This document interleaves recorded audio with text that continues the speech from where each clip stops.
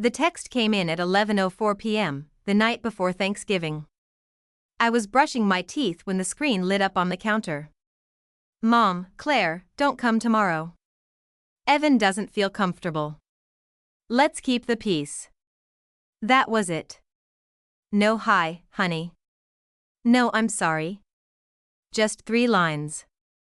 I stood there for a while, toothbrush and hand foam in my mouth, staring at words that somehow weren't shocking, but still managed to sting. I had made the reservation 3 weeks ago, picked the restaurant because it was halfway between us and close to my uncle's nursing home, paid the deposit, ordered the wine in advance, so it would breathe just right when they arrived. And now, I wasn't invited. Evan is my younger brother by 2 years. He's 36, a mechanic by title, but not by employment. My mother, Janice, has always said he just needed a softer path. My father, Robert, rarely comments. He hasn't, not really, since the year Dad nearly lost the house, and I stepped in with the check he never asked for. But that was years ago. And somehow tonight, the house I helped save was hosting a family dinner I wasn't welcome at. I didn't reply to the message. I didn't call. I just walked into the kitchen, opened my laptop, and pulled up the file I hadn't touched in 6 months. Family expenses do not share.xlsx. It started as a way to track odd little things: gas money when Dad's truck broke down, the copay from Mom's root canal, the car insurance payment Evan forgot 3 months in a row. But over time, it became something else, a kind of record, quiet, unasked for, but meticulous. The screen glowed in the dark kitchen, rows and rows of numbers stretching into years: 2009 mortgage hold, $5,600, 2012 Evans DUI legal fees, $2,800, 2015 HVAC repair paid directly to the vendor, $3,400, 2017 tuition balance for Evan's second failed program, $1,100. Birthday trips, groceries, emergency vet visit for the dog Evan adopted then dropped off at my apartment. And at the bottom, a red cell I'd flagged but never investigated: second mortgage, unknown account activity flagged June. Didn't remember what triggered that flag. Maybe something Mom said in passing. Maybe a paper I saw in Dad's garage. I had meant to follow up. I stared at that line longer than the others. If they had needed help, they could have asked. That was always the rule. Or so I thought.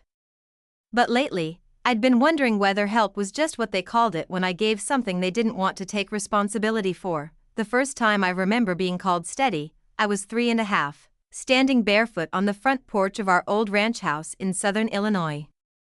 The screen door had slammed behind me again, and my dad turned from the driveway, a coil of garden hose in one hand. "Claire," he said, not angry, just tired. Doors close easy when nobody slams them. Inside, my baby brother Evan had started crying. He wasn't even 2 yet, all curls and soft cheeks and loud lungs. Mom scooped him up from his playmat and gave me that half smile she used when she wanted to correct and comfort at the same time. "You're the steady one," she told me. That's a good thing. It stuck. The phrase, the tone, the way her hand gently patted Evan's back while she said it. I don't think I understood it then, not really.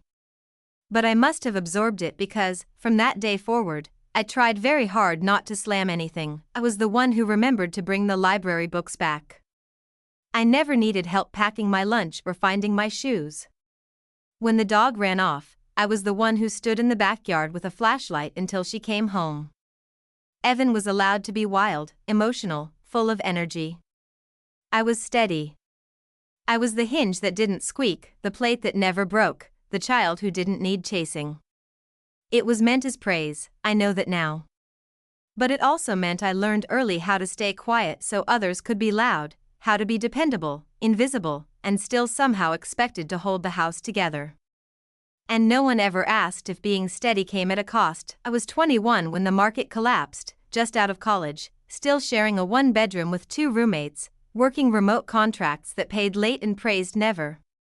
It wasn't much, but it was enough to start putting things away, small investments, slow and steady, like everything else I did. That fall, Mom's voice cracked over the phone. "It's not looking good," she said. "Your dad's worried, but he won't say it." I drove home that weekend, for hours in a borrowed car. Dad was outside fixing the porch railing with a wrench too small for the job. He didn't look up when I walked up the steps. "We're fine," he said. They weren't. There were 3 missed payments on the house. A second mortgage floated to pay for Evan's trade school, which he'd already dropped out of. The letters were stacked in a drawer by the phone, under an old church bulletin and a pile of clipped coupons. I didn't ask permission. I just called the bank, gave them the routing info from my account, and cleared the arrears. I didn't want a thank you. I just wanted to stop the quiet panic that had begun to settle over everything. Mom found out a week later. She called me, said, "You shouldn't have," then added, "Coffee's on." That was it. I think I believed back then that being needed was the same as being wanted, that if I did enough, gave enough, held up the shaky corners, someone would eventually look up and see me standing there. But no one did, not then, not when Evan wrecked a car in 2012, not when Mom's bridge work wiped out her dental coverage. I just kept giving, steady as always. And somehow, the more I gave, the easier it became for them not to notice what was missing. Woke up before sunrise on Thanksgiving morning, not out of habit, but because sleep had left sometime around 3 and didn't return. The kitchen light was still on from the night before. A list of side dishes sat on the counter, half checked. I opened my laptop, logged into the restaurant's booking portal, and canceled the reservation. 24 seats, 2 high chairs, prepaid wine pairings. I paid the remaining balance anyway. I didn't want anyone saying I caused a scene over money. Then I opened a new email, subject, "Since I won't be at dinner." Attachment, "Family expenses do not share. XLSX. I didn't add commentary, no long explanation, no anger. Just a brief note, "Since I won't be joining you tonight, I thought you should have this. It's everything I've covered since 2008. For context, I'm closing the tab." That was it. I clicked send and closed the laptop. There was no satisfaction in it, just stillness, like finishing a long day's work in a house no one else stayed behind to clean. I made coffee, poured it into the mug Evan gave me 5 years ago that said, "World's best backup plan." He laughed when he gave it. So had Mom. I'd smiled, too. That's what you do. But I hadn't used it since. That morning, I held it in both hands, let the weight of the porcelain sit there a while. Then I poured the coffee down the sink, rinsed the cup clean, and set it gently in the back of the cabinet behind the mixer, where no one would reach for it by accident. The first voicemail came just after noon. "Dad," measured as always, "Claire, your mother's upset. Evan didn't mean anything by it. You blindsided us. That's not how we do things in this family." He hung up without saying goodbye. The second was Mom, voice cracking, "Sweetheart, you know how your brother is, sensitive. It's been a rough year for him. Don't let one misunderstanding ruin everything we've built." She didn't mention the file. I wasn't sure if she had opened it yet. By evening, Evan had texted twice. The first said, "Seriously, you're keeping score now?" The second came 5 minutes later, "Hope your money keeps you warm." I didn't reply. Instead, I sat by the window with a blanket over my legs and let the light fade without turning anything on. The inbox filled slowly, a cousin asking if I was okay, an aunt saying she wished someone had said something sooner. No one asked what was in the spreadsheet. No one asked why I sent it, only why now. Why this way? Why I couldn't have handled it quietly, like always.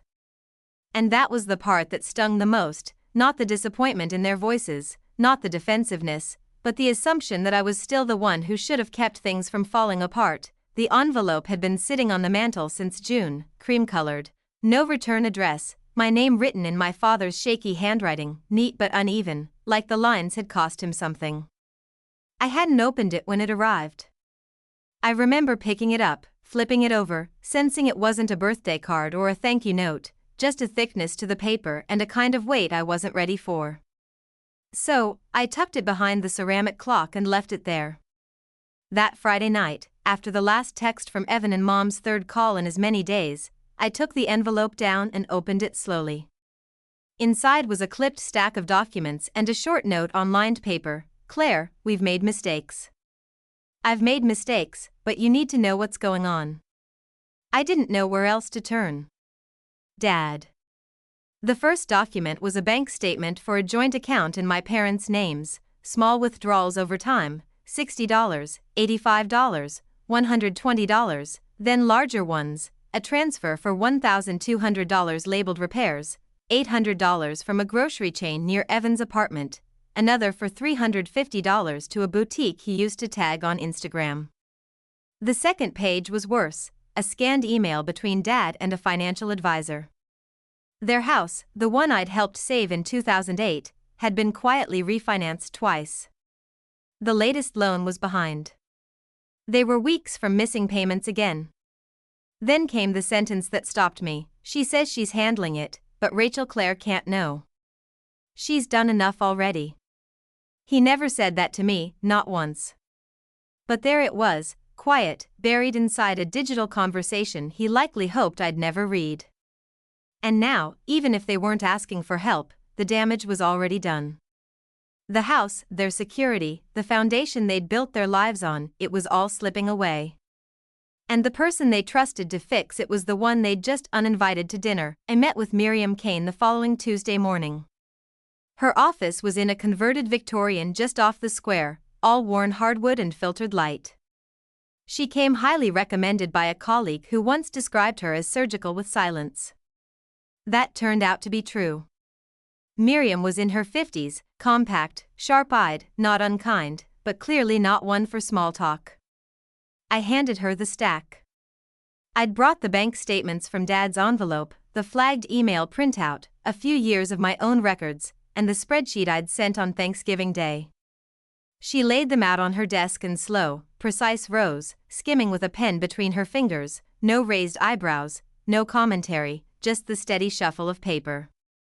When she finished, she leaned back slightly and said, "What you're describing isn't just unfair. It's patterned, financially and emotionally, and you've been underwriting it the entire time." I didn't say anything. I didn't need to. She tapped the pen against the edge of the desk once. "They've learned to rely on your silence, your steadiness. If you want to stop that, we need to create structure they can't undo." That word stuck with me, structure. So, we made a plan. We would establish a private trust. The family home would be purchased under the trust's name, with my parents retaining lifetime residency rights. They couldn't borrow against it. They couldn't sell it. If anyone tried, the trust would freeze and lock everything down. Next, I would pay off the debts, credit cards, medical bills, 2 personal loans. On one condition, every transaction would be documented, notarized, and tied to legal boundaries. Evan wouldn't be included. That wasn't up for discussion. It wasn't about revenge. It was about oxygen. And for the first time, I was building something I didn't have to carry alone. That evening, after leaving Miriam's office, I stopped at the grocery store, nothing major, just a few things for the week. I paid in cash, something I hadn't done in years, and drove home in silence. Back at the apartment, I plugged in my phone and noticed a missed call from a number I didn't recognize. No message notification, but something nudged at me, an itch in the back of my mind. I opened the voicemail archive. There it was, dated 2 weeks prior. The voice was male, mid-40s, maybe, clipped and professional. "Hi, this is Tom Reeves from First Capital Credit Union. I'm calling for Claire Holden. I just wanted to confirm a cosign request submitted on October 30th for a new personal line of credit listed under Evan Holden. If you could give us a call back to verify authorization, we'd appreciate it." He ended with a callback number. No urgency, no red flags in his tone, but the implications sat heavy. I never got that request. I never signed anything. And yet, there was my name, my credit, my identity used without even a text. I saved the voicemail, forwarded it to Miriam, and didn't call the bank back. I didn't need to because what I felt wasn't shock. It was clarity. There was no misunderstanding anymore, just evidence. We met at the house on a Thursday morning. It was cold but bright, the kind of Midwestern winter day that smells like frozen leaves and something burning 2 houses down. The kitchen hadn't changed, same pine cabinets, same old maple tree visible through the window, same ceramic clock ticking above the stove, still 5 minutes fast. Dad wore his brown corduroy jacket, the one he used to throw over the pew during church. He had his Timex on, the one with the scratched face and worn leather band. I remembered giving it to him when I was 16, using babysitting money and a coupon from the Sears catalog. He took it off and placed it beside the trust paperwork, like it might interfere with the pen. Miriam walked us through the documents, page by page. No one interrupted. No one objected. Mom asked one question, about the residency clause. So, this guarantees we won't be forced out? It guarantees you'll never lose this house, I said, but you can't borrow against it again. She nodded once. They both signed, slowly, carefully. Their hands moved like they were tracing a map they'd never expected to read. When it was over, Miriam slid the folder shut and reached for the notary stamp. Mom glanced at me and whispered, "You didn't have to do this." I looked her in the eye. "No," I said. "I didn't." No hug, no apology, just the sound of the stamp clicking into place and the scratch of a pen returning to its cap. Outside, the wind picked up, tossing a few brittle leaves across the driveway. Inside, no one moved. He showed up 3 nights later, just after 8. It had been raining most of the day, and the air smelled like cold asphalt and wet cotton. I heard the knock before I saw him, 3 sharp raps, spaced evenly, like he'd practiced them on the walkover. I looked through the peephole. He was soaked through, no umbrella, just a hooded sweatshirt clinging to his arms. No rage in his face, just something sour and hard, like a bruise refusing to fade. I opened the door halfway. "So that's it," he said. "You just buy the house and cut us all out." I didn't answer right away. Instead, I picked up the folder I'd left on the entryway table and handed it to him, already flipped open to page 4, beneficiary restrictions, clear as glass. "You could have told me," he said, not looking at the page. "You didn't have to be sneaky about it." "I did tell you," I said. "Every time I paid your rent, every time I covered your overdrafts, you just didn't hear it because I never yelled." He took a step inside, arms folded. His voice dropped. "So, what now? You're done with me?" "No," I said quietly. "You were done with me the moment you stood by and watched them disinvite me from a table I set." He blinked once, then again. "It was Mom's idea." "It was your silence." He looked down, then away. The paper in his hands curled slightly at the edges from the damp. "So, what do I even have left?" I held his gaze. "Whatever you choose to build." He nodded once and stepped back. No slam of the door, no last word, just the soft sound of wet shoes retreating down the hallway. And for the first time in years, I didn't feel guilty, only light. The days that followed were quiet in a way I hadn't felt in years, not the kind of quiet that waits for a phone to ring, but the kind that settles into corners and stays there. I opened my calendar and deleted the recurring reminders: Dad's cholesterol checkup, Mom's dental cleanings, Evan's lease renewal. I canceled the automatic flower deliveries I'd set up years ago, Mother's Day, Father's Day, just because. I paused at each one before clicking remove, as if the system might ask me if I was sure. It didn't. That Friday, I came home from work and didn't hear my phone buzz once. No one asking if I could wire money for a late bill or book a flight for someone who lost track of dates again. The apartment felt still. I took off my shoes, turned on a lamp, and cooked dinner for one without rushing. I made roasted vegetables, warmed a slice of sourdough, poured a glass of wine. Nothing fancy, but I tasted every bite slowly, without waiting for a doorbell or an apology. I used to think this kind of silence would feel like loneliness, but it didn't. It felt like room, the kind I hadn't had in a long, long time. It was a Tuesday morning when the voicemail came. The voice was unfamiliar, calm, a bit gruff. "Hi, this is Tom. I work over at the old flooring warehouse off Fairview. I think we found something with your name on it from a property cleanout. Might be worth a look." Fairview, that was the street my parents lived on before the house changed hands, before the trust. I showed up that afternoon. The place smelled like paint thinner and damp sawdust. Tom, mid-60s, denim shirt, belt full of keys, met me at the door and led me past rows of half-open boxes. "Didn't open it," he said. "Figured you'd want to." The box was soft at the corners, my last name scrolled across the top in fading black ink, Bradley. I lifted the lid, receipts, bank statements, torn envelopes.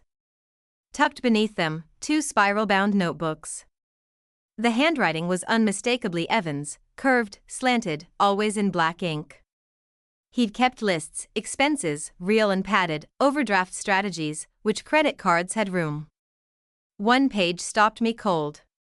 A scrawled note in the margin read, "Ask Mom about using Claire's trust. She won't say no if it's for them."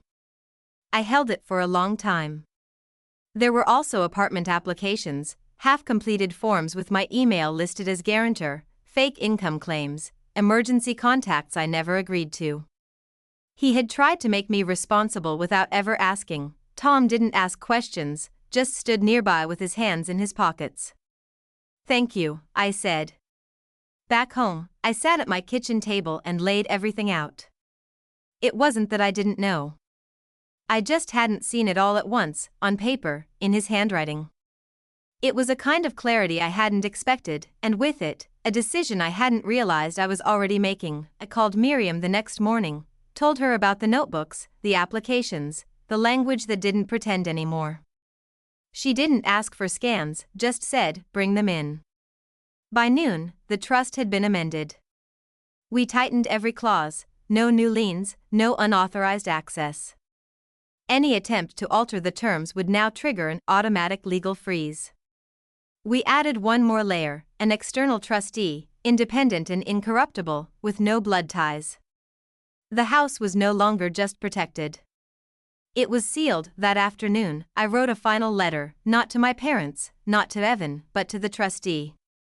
I detailed everything, the unauthorized documents, the attempts at financial manipulation, the implication that family meant permission. I signed it, scanned it, and uploaded it to the archive. Then I sat back and closed the file. For the first time, it didn't feel like defense.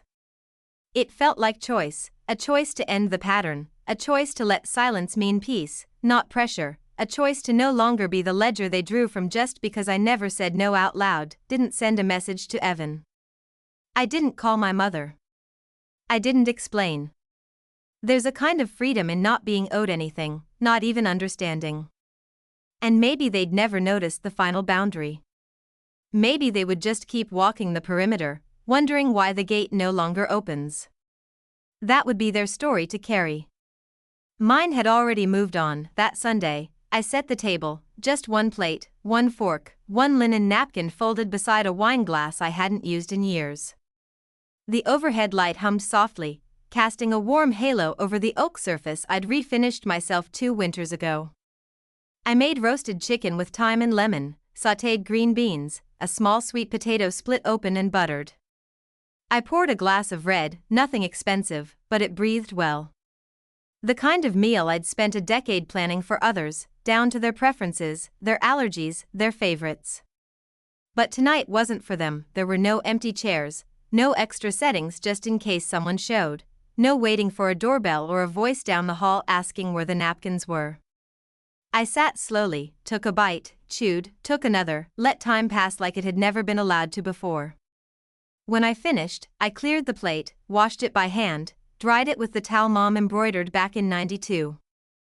I folded it carefully, placed it in the drawer, and turned off the kitchen light.